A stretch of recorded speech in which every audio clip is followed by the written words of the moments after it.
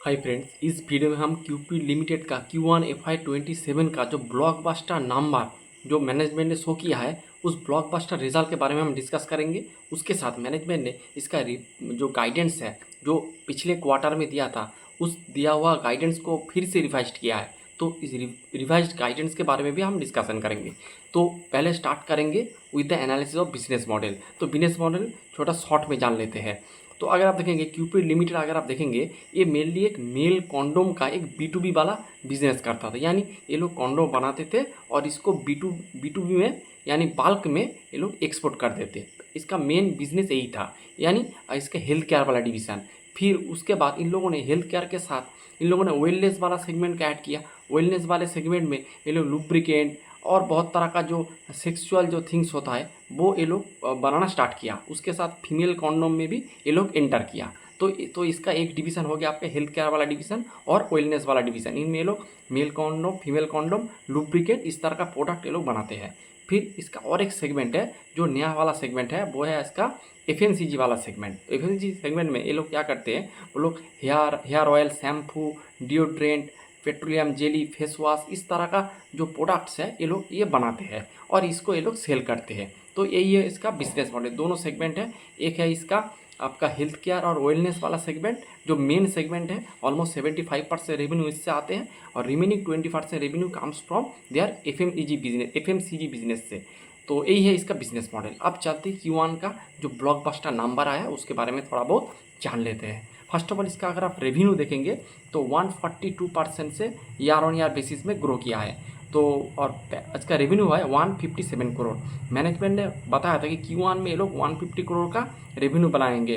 तो मैनेजमेंट जो गाइडेंस किया था उससे भी बेहतर परफॉर्मेंस इन लोगों ने शो किया है। फिर एबिडा 265% से ग्रो किया है। एबिडा मार्जिन भी ग्रो किया है, 28% था बढ़कर हो चुका है 39%। Q4 में था 31%। तो quarter on quarter, year on year हर एक टाइम फ्रेम में इसका एबिडा मार्जिन इंप्रूवमेंट हुआ है। उसके साथ मैनेजमेंट ने बताया है कि हम लोग जो Q1 में हम लोग जो एक्सपोर्ट वाले जो चीज़ उसके एक्सपोर्ट होता है उस एक्सपोर्ट वाले चीज़ के ऊपर मिनिमम 10% का प्राइस हाइक किया है। तो इसका बेनिफिट भी इसको एबिडा मार्जिन में इसको मिल रहा है और अगले आने वाले क्वार्टर में भी इस प्राइस हाइक का बेनिफिट इसको मिलेगा।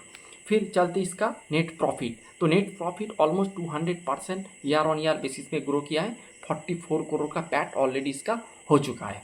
फिर मैनेजमेंट ने कहा है कि इसका जो डिमांड है वो रोबास्ट है और इसका जो सेकेंड हाफ जाएगा वो और भी बेहतरीन जाएगा। तो मैनेजमेंट सेकेंड हाफ के ऊपर और भी ज़्यादा रोबास्ट है क्योंकि डिमांड जो है ऑलराउंड डिमांड है इसका।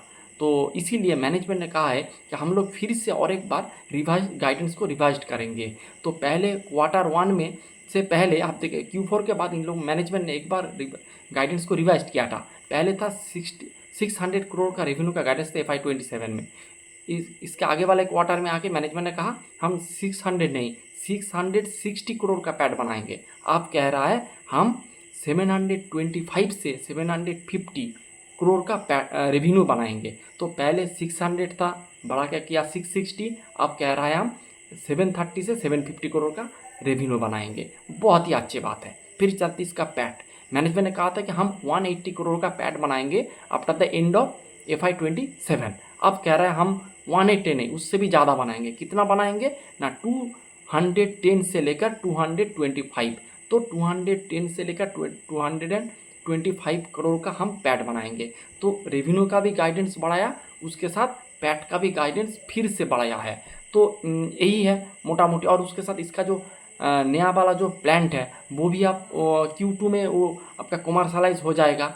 तो उसमें ये लोग ज़्यादा से ज़्यादा आपका कॉन्डोम वगैरह प्रोड्यूस करेंगे, आपका प्लांट में मैन्युफैक्चर करेंगे। उसके साथ ये लोग फीमेल कॉन्डोम के ऊपर ज़्यादा से ज़्यादा फोकस कर रहा है क्योंकि फीमेल कॉन्डोम में मेल कॉन्डोम से साथ कंपेयर करेंगे तो 30 से 40% आपको एक्स्ट्रा मार्जिन मिलता है।